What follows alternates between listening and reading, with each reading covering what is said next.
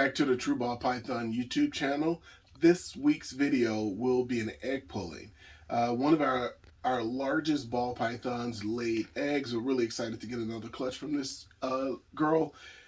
So this is our second year breeding her. She was initially sold to us as an het clown.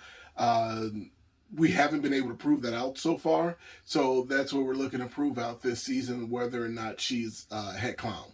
So this is an exciting video for us because she's our largest female. She came in over 6,400 grams before she laid. She definitely laid our largest clutch ever this season. And it didn't all go to plan, but you win some, you lose some. Sometimes it's a draw. So let's go on and let's check out this egg pulling. Okay, we're collecting eggs today. This is Big Mama. This is our largest ball python in our collection. She came in at 6,400 grams, a little bit over 6,400 grams prior to laying. About a week ago, she laid a slug, just one slug, so now it looks like she laid the rest of her clutch. A lot of times when the snake have too many eggs inside of them, they'll release one or two eggs early, just so the other eggs can make it full term.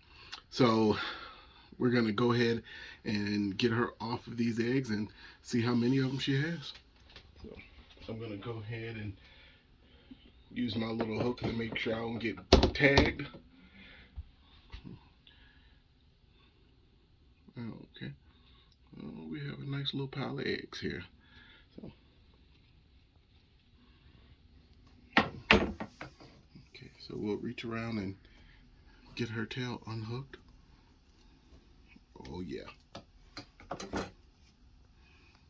Last year she laid 14 eggs total.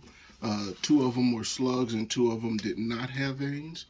So let's see how many she got for this year.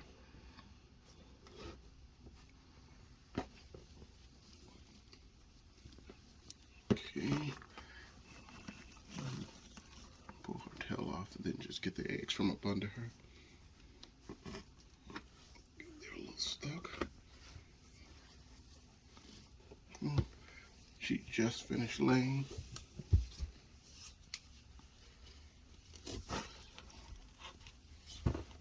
Okay. So we'll sit her right here. Okay, so it looks like we have 12 eggs out of her and 4 slugs right here. And she did lay another slug about a week or so ago. So we're looking at 17 eggs. These eggs are, they were just laid today. She just finished not even an hour ago. And some of them are quite soft. So I'll candle these guys and just make sure that they all have veins and they're looking good and that they're not full-size slugs, because that is possible.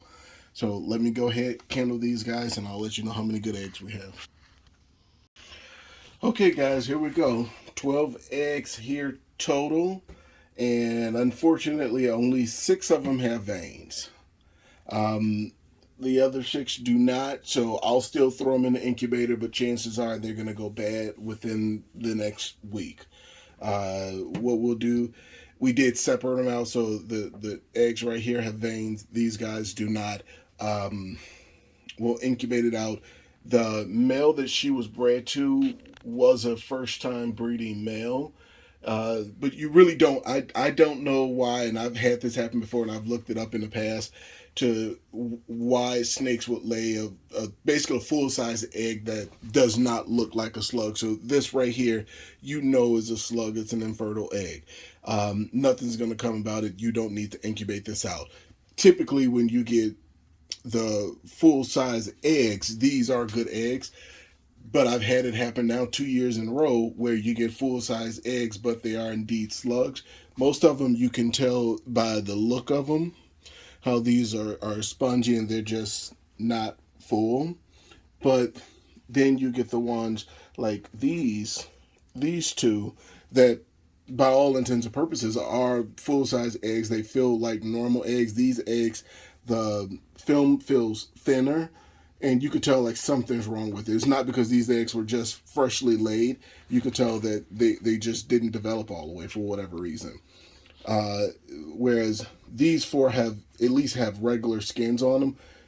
This one's deflated. The eggs were just laid within the last 2 hours, and so they all should have the regular shells on them by now, and they shouldn't be as fragile as these 2 feel. So these 3 I knew were not going to have any veins in them. These 3 are more of a surprise. I actually thought that they would have some sort of vein work in them, but there's nothing in any of these 6. So we'll still incubate them and just pretty much wait for them to go bad, and then just throw them out once they go bad, just to be on the safe side, incubate it out. These 6, hopefully we can get these 6 to go full term. So it looks like out of 17 eggs, we got 6 that could potentially go full term, and I'll update you guys when we're cutting them in roughly 2 months to see how many of these 6. Hopefully all 6 of them go full term, and we get some cool babies out of it. But a little bit of a bummer, but sometimes you get the good with the bad, and I'm happy she laid a clutch. I wish she would have been able to give me at least 12 good eggs. Unfortunately, she wasn't. It's okay. I'll give her a bath. I'll wash her off, clean her tub out completely, give her all new bedding, a new water bowl, and hopefully within the next few days she'll start back eating again, and then we can get her back on food. But there we have it, guys. The second clutch of the season. Big girl, she laid a nice size clutch, but it didn't end well. Okay, thank you so much for watching the video. Things did not go to plan. It was by far our largest clutch at 17 eggs she laid, but unfortunately, all 17 eggs weren't good. So we have 6 eggs with a good network of veins. We have six eggs with weak or no veins, and then we have 5 slugs total. So even though she laid 17 eggs, we're not going to get 17 babies from her. So that's a bummer, but sometimes you win, sometimes you lose. I would call this one a draw. So we do have some good eggs. I will say that the male we used was a first-time breeder.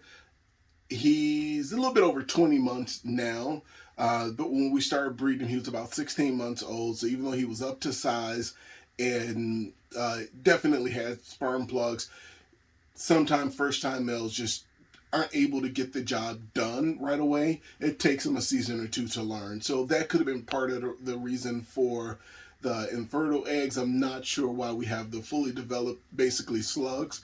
So that's something I have to look into, and hopefully it doesn't repeat in the future. So I did incubate all 12 eggs. So I separated them. So the ones with the good network of veins, I put in one incubator box, and then the second one I put in a completely different box. So just in case those eggs start to go bad, it won't basically ruin the eggs that are good. So just to separate them and give the eggs more of a chance to survive, I did separate them. So I put 6 in each container, and we're going to incubate them as normal, and I'll just keep an eye on the eggs. I'll check them in about a week or so and just see what's going bad and what's not, and then whatever's going bad we'll toss. So that's this week's video. Thank you guys so much for watching. And remember to like, share, subscribe, hit that notification bell, and we'll see you guys same time next week. Thank you.